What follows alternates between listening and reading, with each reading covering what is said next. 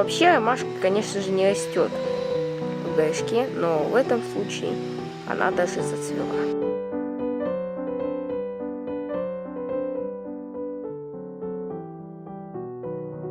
Вот эти черненькие пятнышки — это не земля, как вы думаете, а это тля.